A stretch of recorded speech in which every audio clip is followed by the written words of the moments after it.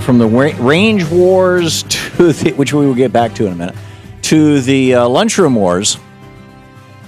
And I'm not sure how ferocious those are, but Charlie Kirk is on the line with us, the founder and executive director of Turning Point USA. The website is turningpointusa.net.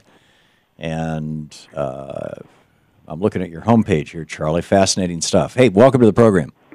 Thank you. Glad to be here. Thanks for joining us. So you've got this movement here, this hashtag that you're pushing out, hashtag lunch movement, with one simple message: no more Mrs. Obama. That has to do with school lunches. Tell me about it. Sure. Yeah, we have high school chapters and college chapters all across the country, and what we started to realize was a lot of our members were tweeting out pictures of disgusting food in just outrageous fashion. On Twitter and Facebook, we said, hey, consolidate this together and start a hashtag to kind of, so we can synthesize this and see if there's other students that are doing the same thing. And what we saw was a true grassroots resistance to these new school lunch programs. And it's an admirable cause that Mrs. Obama is putting forth. It's very noble. Childhood obesity is an epidemic, and we need to have our children, eating nutritious foods. If we want them to learn, how are we expecting them to learn if they have empty stomachs and, if they're hungry? But what we've seen is, a disastrous policy be put forth in these schools, and the food is terrible. If you've seen some of these pictures, it's stale chicken sandwiches with like a half kiwi. And what's happening is the kids are just throwing the food away, and they're leaving school hungrier than when they got there. Okay, let's start at the beginning here. First of all, I'm assuming, given your concern about this, that as a predicating assumption, you believe that every school in America should be providing every student with a free lunch. Not necessarily free lunch from a federal government standpoint, but to take the assumption, I'll take the cause that it's important that if we want to make education a priority, that our students are not hungry in the classroom. The methodology of doing that should be an open and debatable discussion. I won't necessarily. Well, what's your solution if you don't want everybody in the country to have a free school lunch? What do you want? Just the rich kids to be able to buy a lunch? No. I think that a good policy prescription is put this in the hands of creative principals and localized school districts. Well, you're a creative guy. What's your solution? Right. So let's look at some success stories, across the country. Other schools that have been able to get block funding and go to more private systems for school lunches are having much. So your solution is to give, not necessarily privatize, is to privatize the school lunch program. No. I think that we shouldn't have federal regulations or mandates. I'm not gonna say I have all the answers, and I'm not. I'm not an education policy expert. But we are into empowering students. And what is okay? So if we privatize the school lunch programs and we turn it all over to McDonald's, for example, how is that going to accomplish the goal that you stated earlier of having American kids eat good foods so that we can reverse this obesity epidemic and so that their brains will work? Well, so take two steps back. Again, I'm not going to say that privatize all the way is the solution, but you can't dispute what's going on right now is working, which is new federal regulations, these ladle size requirements. You're seeing schools opt out, poor and rich schools, and poor school districts in Chicago, you're seeing them opt out. So this is not working. But what I will say is that we need to get more creative. This has to be a discussion. Look, Republicans make a lot of mistakes. Well, if they're opting out, they're going their own way, and they're doing just fine anyway. I mean, these are not mandates. Yeah, it absolutely is. I mean, it's a mandate if you want. Well, it's not a mandate if you can opt out of it. Well, I mean, if you opt out, then you lose the free lunch money. So what I'm saying is, if you want the lunch money that was passed by the Hunger Free Kid Act in 2010, you have to go with these standards, which has ladle size requirements, which has health requirements. I think we can both admit. Let's see where we agree that this is not working. That this needs to be a discussion through a bipartisan. I have not heard that from any. And I'm telling you, I've been doing this radio show for 10 years. I've never had a single person call and say my kid's school lunch sucks. Well, you're seeing students say it right now, though. You have to say that there's validity to these claims. If you go to Twitter and you say lunch movement, I did. I would challenge you to. I went over on your website and I looked at all the Twitter feeds, and it looks to me like you got a couple dozen of them.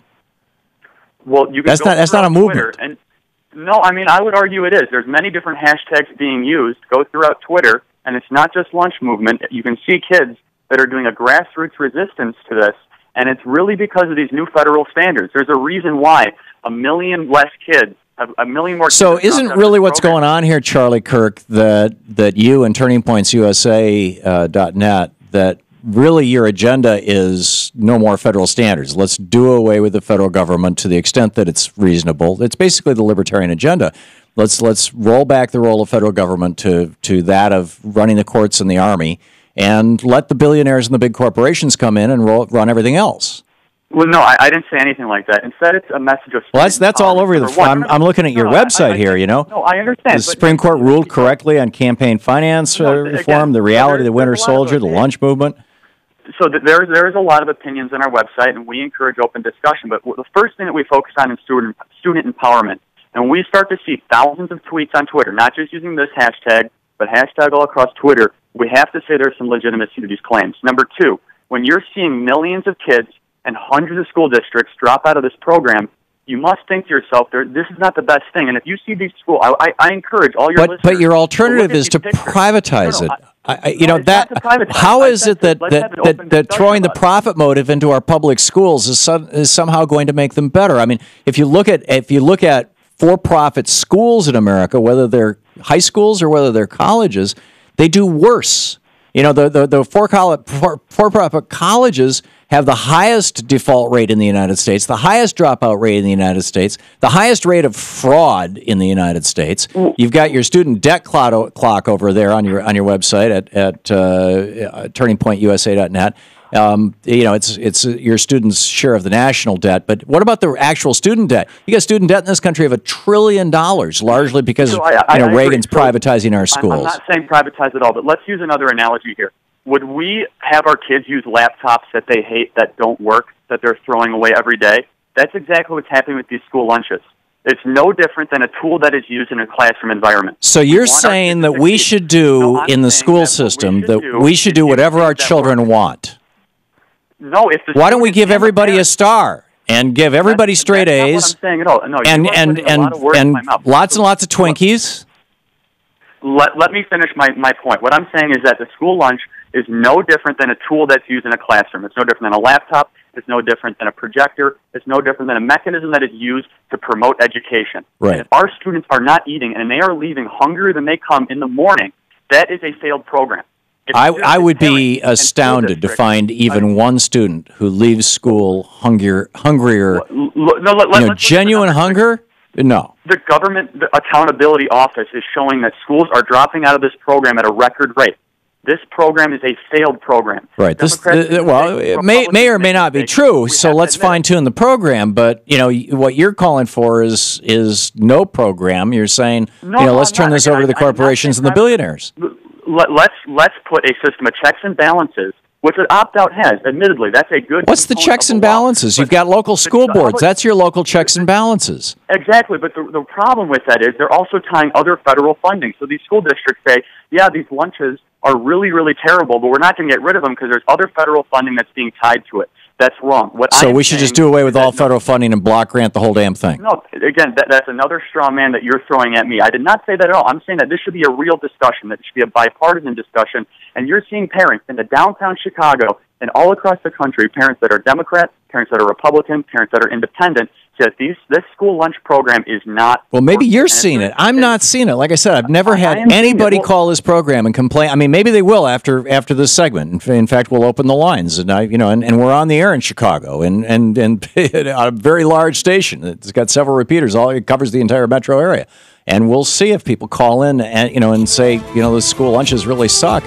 But it's I didn't realize I was going to hit the break. My clock in here. Tom, I listen to your program a lot. I really respect your opinion. I'm honored to be on. I don't agree with you on everything, but I think this is an important discussion to have. And the sooner we can admit this is a failed program, the sooner we can fix it. Okay, you got the last word. Charlie Kirk, turningpointusa.net. Thank you, Charlie. Thank you so much. This is the Thom Hartmann Program. So, Chicago, do your school lunches suck? We'll be right back.